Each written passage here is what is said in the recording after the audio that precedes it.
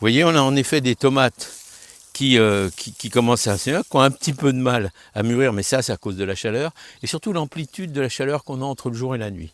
Bon, le conseil, c'est de dire, ne les taillez pas trop sévères. Moi, je vois des potagers où vraiment, il n'y a plus de feuilles, quoi. Il n'y a plus que des tomates sur les tiges, et franchement, ils prennent le soleil en plein, et quand ils prennent le soleil en plein, eh ben, ils prennent des coups de soleil. Alors, qu'est-ce que c'est qu'un coup de soleil sur une tomate? Eh ben, c'est ça. Je vais vous le montrer quand même, puisqu'il y en a, voilà.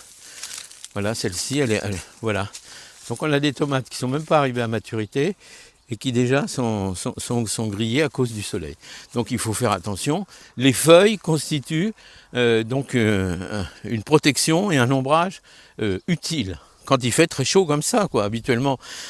Quand on est dans des températures inférieures à 30, 25, 30, ça va. Mais au-delà, il faut protéger. Moi, j'ai protégé. Maintenant, j'ai retiré, évidemment, parce que c'est pas très esthétique non plus. Puis maintenant, je voudrais qu'elle mûrisse. Mais j'ai évité de tailler trop sévèrement, de façon à faire en sorte que l'ombrage naturel des feuilles protège les fruits. Ça concerne la tomate. Autre chose qui concerne tous les autres légumes pendant ces temps de canicule, c'est une astuce qui est connue, mais on met de la paille. Et s'il n'y en a pas assez, on en remet 10 à 15 cm de paille, c'est la bonne dose. Ici, vous voyez, il y a des aubergines, elles sont très contentes d'avoir de la paille au pied. Elles se développent plutôt bien, vous voyez. Je vais commencer. On a des haricots verts qui là commencent à donner. Donc voilà, on en a déjà mangé. Donc le haricot vert, beaucoup de gens me disent j'ai rien du tout, c'est trop sec, c'est mal. Oui, mais il faut pailler et faire en sorte que la paille soit humide, surtout en ces périodes de grande sécheresse. La paille doit rester humide, donc c'est le cas. Les aubergines sont en train de fleurir, les poivrons également. Donc ça se comporte à peu près correctement. Les tomates, on va continuer, mais mettre de la paille et arroser. Alors arroser oui, mais arroser quand?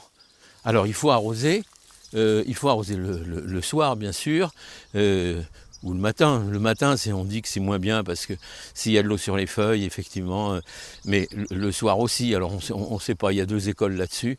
Si vous mettez du paillage, vous allez arroser la paille, essentiellement la paille, ou le goutte à goutte, parce qu'ici j'aime bien goutte à goutte. Donc le goutte à goutte va goûter dans la paille et il y aura suffisamment d'humidité.